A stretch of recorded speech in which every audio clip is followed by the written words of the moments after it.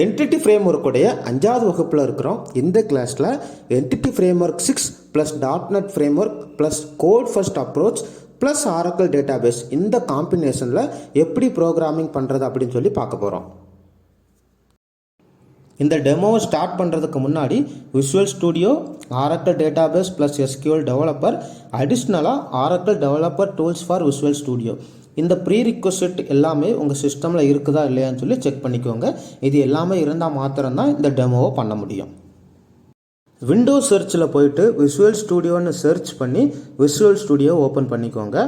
Open பண்ணிவிட்டு அதில் create new project அப்படிங்கிற ஆப்ஷன் வரும்.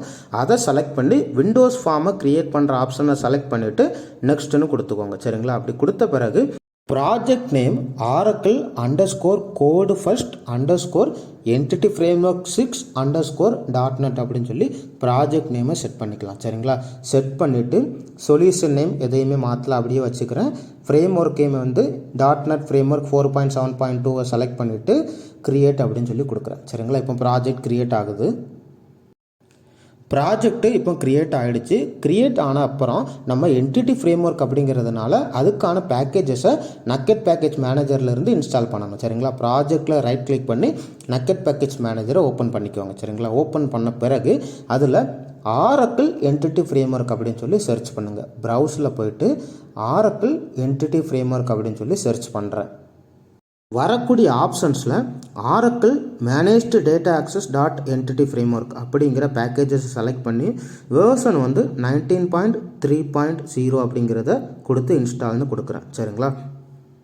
லைசன்ஸ் அக்ரி பண்ண சொல்லி கேட்குது. லைசன்ஸ் அக்செப்ட் பண்ணிவிட்டு கண்டினியூ கொடுக்குறேன். கொடுத்த பிறகு இப்போ என்ன ஆகுதுன்னா பேக்கேஜஸ் வந்து இன்ஸ்டால் ஆகிடுச்சு. பேக்கேஜ் எப்படி இன்ஸ்டால் ஆகிருக்கா இல்லையா அப்படின்னு சொல்லி செக் பண்ணிப்பீங்கன்னா ரெஃபரன்ஸை எக்ஸ்பேண்ட் பண்ணி பாருங்கள். அதில் வந்து EntityFramework.sqlserver, Oracle.ManagedDataAccess, Oracle.ManagedDataAccess.EntityFramework இது எல்லாமே ஆட் ஆகிருக்கும்.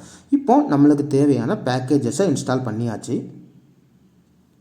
என்டிட்டி ஃப்ரேம்வொர்க்கை பொறுத்த வரைக்கும் நம்ம மாடல் அப்படிங்கிற ஒன்றை க்ரியேட் பண்ண வேண்டி இருக்கும். சரிங்களா? ப்ராஜெக்டை ரைட் கிளிக் பண்ணிவிட்டு ஆடுன்னு கொடுத்து நியூ ஐட்டம் அப்படிங்கிறத செலக்ட் பண்ணி அதில் வரக்கூடிய நிறைய ஆப்ஷன்ஸில் வந்து ADO.NET என்டிட்டி மாடல் அப்படிங்கிற ஆப்ஷனை செலக்ட் பண்ணி நேம் ஷிப்பிங் அப்படின்னு சொல்லி கொடுத்து ஆடுன்னு சொல்லி கொடுத்துக்கிறேன். சரிங்களா? நீங்கள் எந்த நேம்னாலும் கொடுத்துக்கலாம். ஆனால் நான் வந்து ஷிப்பிங் அப்படின்னு சொல்லி நேம் கொடுத்து ஆடுன்னு சொல்லி கொடுக்குறேன். சரிங்களா? அப்படி கொடுத்த பிறகு அடுத்த விண்டோவில் என்டிட்டி ஃப்ரேம்வொர்க் வந்து டேட்டாபேஸ் ஃபர்ஸ்ட் அப்ரோச்சா இல்லைனா வந்து கோடு ஃபர்ஸ்ட் அப்ரோச்சா அப்படின்னு சொல்லி கேட்குது. இந்த ப்ராஜெக்டில் கோடு ஃபர்ஸ்ட் அப்ரோச்சில் தான் நம்ம டெமோ கொடுக்குறோம். அதனால் கோடு ஃபர்ஸ்ட் அப்ரோச்சை செலக்ட் பண்ணிவிட்டு நெக்ஸ்ட்டுன்னு சொல்லி கொடுத்துக்கிறேன். சரிங்களா? கொடுத்த பிறகு இதில் வந்து எந்த டேட்டாபேஸுக்கு நீங்கள் மாடல் க்ரியேட் பண்ணணும்னு நினைக்கிறீங்களோ அந்த டேட்டாபேஸை கனெக்ட் பண்ணுங்கள் அப்படின்னு சொல்லி கேட்கும். நியூ கனெக்ஷனை செலக்ட் பண்ணிவிட்டு அதில் வரக்கூடிய டேட்டா சோர்ஸில் Oracle டேட்டாபேஸை செலக்ட் பண்ணி டேட்டா ப்ரொவைடர் வந்து Oracle data provider managed data ப்ரொவைடரை செலக்ட் பண்ணிவிட்டு பேசிக் கனெக்ஷனை செலக்ட் பண்ணிக்கிறேன். சரிங்களா? செலக்ட் பண்ணிவிட்டு இதில் ஹோஸ்ட் நேம் வந்து நான் என்னுடைய லோக்கல்லே டேட்டாபேஸ் வச்சுருக்கிறதுனால லோக்கல் ஹோஸ்ட் அப்படிங்கிற கனெக்ஷன் ஸ்ட்ரிங்கு கொடுக்குறேன். சரிங்களா? நீங்கள் சர்வர் வந்து ரிமோட்டில் இருந்துச்சுன்னா அதோடைய ஹோஸ்ட் நேம் கொடுக்குற மாதிரி இருக்கும். சர்வீஸ் நேம் வந்து XCன்னு கொடுத்துட்டு யூசர் நேம் பாஸ்வேர்டை வந்து என்ட்ரு பண்ணிக்கிறேன். இந்த கனெக்ஷன் ஸ்ட்ரிங்கு ஒவ்வொருத்தவங்களுக்கும் ஒவ்வொரு மாதிரி இருக்கும். அதனால் இதை பார்த்து அப்படியே டைப் அடிச்சிடாதீங்க. நீங்கள் Oracle டேட்டாபேஸ் இன்ஸ்டால் பண்ணும்போது என்னென்ன கனெக்ஷன் ஸ்ட்ரிங்கு கொடுத்தீங்களோ அதை கரெக்டாக கொடுத்துட்டு என்ட்ரு கொடுத்து டெஸ்ட் கனெக்ஷன் சொல்லி கொடுங்க. சரிங்களா? கனெக்ஷன் சக்ஸஸ் ஆகிடுச்சுன்னா கனெக்ஷன் சக்ஸஸ்டுன்னு வந்துடும். இந்த கனெக்ஷன் ஸ்ட்ரிங்கை கான்ஃபிக் ஃபைலில் ஆட் பண்ணிவிட்டு நெக்ஸ்ட்டுன்னு கொடுத்துக்கோங்க. சரிங்களா? இப்போ நீங்கள் பார்க்குற விண்டோவில் என்ன நடக்குதுன்னா டேட்டாபேஸில் என்னென்ன டேபிள்லாம் இருக்கோ அந்த டேபிள் எல்லாமே லிஸ்ட் டவுன் ஆகும். சரிங்களா? அந்த டேபிளில் இருந்து தான் நம்ம மாடல் க்ரியேட் பண்ணுவோம். ஷிப்பிங் கம்பெனி அப்படிங்கிற ஸ்கீமா டேட்டாபேஸில் இருக்குது. அதுக்குள்ளே ஷிப்பிங் கம்பெனி அப்படிங்கிற ஒரு டேபிள் இருக்குது. சரிங்களா? அதுக்கு மாடல் க்ரியேட் பண்ணணும் அப்படின்னு சொல்லி கொடுத்து நெக்ஸ்ட்டுன்னு கொடுத்துக்கிறேன். மாடல் கிரியேட் பண்ணும்போது ஷிப்பிங் அப்படிங்கிற நேம் கொடுத்ததுனால ஷிப்பிங் அப்படிங்கிற நேமில் ஒரு C# ஃபைல் கிரியேட் ஆகிருக்கும். சரிங்களா? அது போக ஷிப்பிங்_கம்பெனி அப்படிங்கிற ஒரு ஃபைல் C# ஃபைலு கிரியேட் ஆகிருக்கும். இந்த ஃபைல் வந்து டேட்டாபேஸில் என்ன டேபிள் இருக்கோ அதை டினோட் பண்ணுது. இப்போ நம்ம என்ன பண்ண போகிறோம்னா இன்னொரு ஃபைல் கிரியேட் பண்ண போகிறோம். சரிங்களா? இன்னொரு C# ஃபைலு கிரியேட் பண்ண போகிறோம். அந்த C# ஃபைல் எதற்காகனா டேட்டாபேஸில் புதுசாக ஒரு டேபிள் கிரியேட் பண்ணுறதுக்காக அந்த C# ஃபைலை கிரியேட் பண்ண போகிறோம். சரிங்களா? இப்போ ப்ராஜெக்டில் ரைட் கிளிக் பண்ணிவிட்டு ஆடுன்னு கொடுத்துக்கோங்க. ஆட் அப்படின்னு சொல்லி கொடுத்து C# ஃபைல் வந்து கிரியேட் பண்ணணும். C# ஃபைல் கிரியேட் பண்ணும்போது டேட்டாபேஸில் என்ன நேமில் டேபிள் இருக்கணும்னு நினைக்கிறீங்களோ அதே நேமில் C# ஃபைலை கிரியேட் பண்ணிக்கோங்க. இப்போது எனக்கு டேட்டாபேஸில் வந்து cargo_shipping_company அப்படிங்கிற நேமில் டேபிள் வேணும். அதனால C# ஃபைலுமே அதே நேமில் இருக்கிற மாதிரி கொடுத்து ஆடுன்னு சொல்லி கொடுத்துக்கிறேன். சரிங்களா? இப்போது C# ஃபைல் மாத்திரம் கிரியேட் ஆகிருக்கு. இந்த C# ஃபைலை என்ன பண்ண போகிறோம்னா டேட்டாபேஸில் எப்படி டேபிள் இருக்கணுமோ அதே ஸ்ட்ரக்சருக்கு ஏற்றாப்பில் மாற்ற போகிறேன். சரிங்களா? ஷிப்பிங் கம்பெனி அப்படிங்கிற ஆல்ரெடி ஒரு டேபிள் இருக்குது. அதிலிருந்து கோடிங்கை காப்பி பண்ணி அப்படியே கார்கோ ஷிப்பிங் கம்பெனி அப்படிங்கிற C# ஃபைலுக்குள்ளே பேஸ்ட் பண்ணிக்கிறேன். சரிங்களா? பேஸ்ட் பண்ணிவிட்டு சில மாடிஃபிகேஷன் பண்ணணும். சரிங்களா? என்னென்ன எரர்லாம் வருதோ ஒவ்வொரு எரரையும் ஃபிக்ஸ் பண்ணி எனக்கு ஏற்றாப்பில் மாட்டிக்கிறேன். சரிங்களா? இன்னும் ஏதோ ஒரு எரர் த்ரோ பண்ணிக்கிட்டே இருக்குது. ஓகே, நம்ம கிளாஸ் நேம் வந்து மாற்றாமல் இருக்குது. சரிங்களா? கிளாஸ் நேமை பார்த்தீங்கன்னா shipping_company அப்படின்னு சொல்லி இருக்குது. ஆனால் ஆக்சுவலாக நம்மளுடைய கிளாஸ் நேம் என்னென்னா shipping_cargo_company அப்படிங்கிறது தான் நம்மளுடைய கிளாஸ் நேம். சரிங்களா? கிளாஸ் நேமை கரெக்டாக கொடுத்துட்டு கிளாஸ் நேமுக்குள்ளே இருக்கக்கூடிய காலம் நேம் எல்லாமே அப்படியே இருக்கிற மாதிரி விட்டுக்கிறேன். சரிங்களா? இது போக shipping.cs அப்படிங்கிற ஃபைலுக்குள்ளே ஒரு கெட் செட் மெத்தடை வந்து ஆட் பண்ணுற மாதிரி இருக்கும். சரிங்களா? எதற்காகனா நம்ம புதுசாக ஒரு கிளாஸ் நேம் கிரியேட் பண்ணியிருக்கிறோம். அந்த கிளாஸ் நேம் வந்து கரெக்டாக இங்கே கொடுத்துருக்கணும். சரிங்களா? இப்படி கொடுக்கலன்னா எரர் த்ரோ பண்ணிக்கிட்டே இருக்கும். சரிங்களா? சரி, ஓகே, இது எல்லாத்தையுமே கரெக்டாக கொடுத்தாச்சு. இப்போ என்ன பண்ணணும்னா நம்ம கிரியேட் பண்ணியிருக்கக்கூடிய இந்த கிளாஸ் நேம் என்ன பண்ணணும், டேட்டாபேஸ் சைடுக்கு மைக்ரேட் பண்ணணும். எப்படி மைக்ரேட் பண்ணுவீங்கன்னா எனேபிள் மைக்ரேஷன் அப்படிங்கிற ஒரு கமாண்ட் இருக்குது. சரிங்களா? இந்த கமாண்டை என்ன பண்ணணும்னா பேக்கேஜ் மேனேஜர் கன்சோலில் போயிட்டு எக்ஸிக்யூட் பண்ணணும். அப்படி எக்ஸிக்யூட் பண்ணிங்கன்னா சொல்யூஷன் ஃபோல்டருக்குள்ளே மைக்ரேஷன் அப்படிங்கிற ஒரு ஃபோல்டர் வந்து கிரியேட் ஆகும். சரிங்களா? ஓகே, நம்ம கமாண்ட் எக்ஸிக்யூட் பண்ணியாச்சு. கொஞ்ச நேரம் வெயிட் பண்ணி பார்ப்போம் மைக்ரேஷன் அப்படிங்கிற ஒரு ஃபோல்டர் கிரியேட் ஆகுதா இல்லையான்னு சொல்லிட்டு. மைக்ரேஷன் ஃபோல்டர் கிரியேட் ஆகிடுச்சு. ஆனால் ஒரு எரர் த்ரோ பண்ணுது. என்ன எரர்னு பார்த்தீங்கன்னா TNS_admin அப்படிங்கிற ஏதோ ஒரு எரர் த்ரோ பண்ணுது. இந்த எரர் என்ன மீன் பண்ணுதுன்னா நம்ம app.config ஃபைலில் வந்து ஆட் பண்ணியிருக்கக்கூடிய அந்த கனெக்ஷன் ஸ்ட்ரிங்கில் வந்து ஒரு சின்ன எரர் இருக்குது. சரிங்களா? எக்ஸ்ட்ரா ஒரு லைன் இருக்கும். அந்த லைனை ரிமூவ் பண்ணிங்கன்னா என்ன ஆகிடும்னா இந்த எரர் வந்து போயிடும். சரிங்களா? இப்போ கனெக்ஷன் ஸ்ட்ரிங்கை வந்து மாடிஃபை பண்ணி ஃபைலை சேவ் பண்ணிக்கிறேன். சரிங்களா? சேவ் பண்ணிவிட்டு திரும்ப அதே கமாண்ட் எக்ஸிக்யூட் பண்ணுறேன். Okay, migration folder already exist அப்படின்னு சொல்லி ஒரு மெசேஜ் நம்மளுக்கு டிஸ்பிளே ஆகுது. இப்போ என்ன பண்ண போகிறோம்னா மைக்ரேஷன் ஃபோல்டரை ஓப்பன் பண்ணி பார்த்தீங்கன்னா அதுக்குள்ளே configuration.cs அப்படிங்கிற ஒரு ஃபைல் இருக்கும். இந்த ஃபைலில் தான் மைக்ரேஷன் சம்மந்தமான சில இன்ஃபர்மேஷன் இருக்கும். மைக்ரேஷன் கமாண்டை யூஸ் பண்ணி டேட்டாபேஸை அப்டேட் பண்ணுறதுக்கு முன்னாடி என்ன பண்ண போகிறோம்னா SQL டெவலப்பரை ஓப்பன் பண்ணி நம்ம க்ரியேட் பண்ணி வச்சுருக்கக்கூடிய ஸ்கீமாவை ரிஃப்ரெஷ் பண்ணி பார்க்க போகிறோம். சரிங்களா? இந்த ஸ்கீமாவில் தான் நான் ப்ரோக்ராமிங்கில் கனெக்ட் பண்ணேன். இப்போ இந்த ஸ்கீமாவை ரிஃப்ரெஷ் பண்ணி பார்க்குறேன். வெறும் ஷிப்பிங் கம்பெனி அப்படிங்கிற டேபிள் மாத்திரம் தான் இருக்குது. சரிங்களா?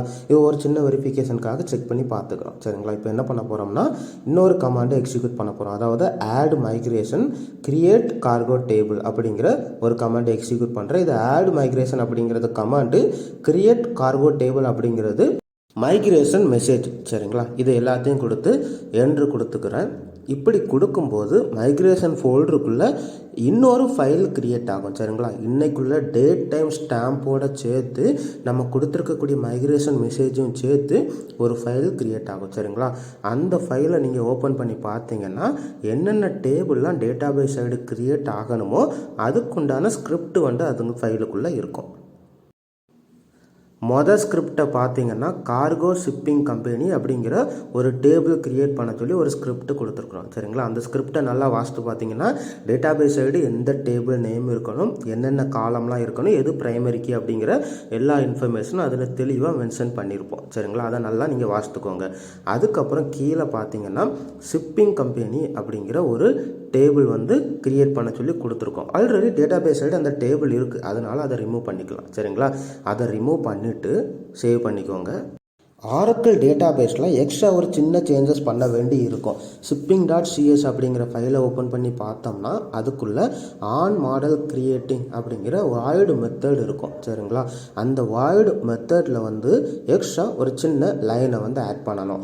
பை டிஃபால்ட்டாக எஸ்கியூஎல் சர்வர்னால் ஸ்கீமாவை கரெக்டாக எடுத்துக்கும். ஆனால் ஆரக்கிளில் வந்து ஸ்கீமா வந்து டிஃபால்ட்டாக என்ன இருக்குன்னு சொல்லி அது கன்ஃபியூஸ் ஆகிக்கும். அதனால டிஃபால்ட் ஸ்கீமா என்ன இருக்குன்னு சொல்லி கொடுத்துட்டு இப்போ அப்டேட் டேட்டாபேஸ் அப்படிங்கிற கமாண்டை எக்ஸிக்யூட் பண்ணி டேட்டாபேஸில் வந்து டேபிளை கிரியேட் பண்ண போகிறோம். சரிங்களா, அப்டேட் டேட்டாபேஸ் அப்படிங்கிற கமாண்டை எக்ஸிக்யூட் பண்ணியிருக்கோம்.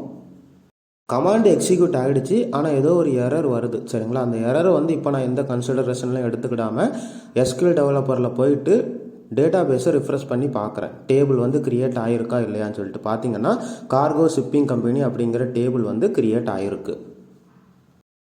செஷன் கடைசி பாகத்துக்குள்ளே வந்திருக்கோம். இப்போ என்ன பண்ண போகிறோம்னா ஒரு ப்ரோக்ராமிங் பண்ண போகிறோம். அந்த ப்ரோக்ராமிங் மூலமாக டேட்டாபேஸில் வந்து ஒரு டேட்டா இன்சர்ட் பண்ண போகிறோம்.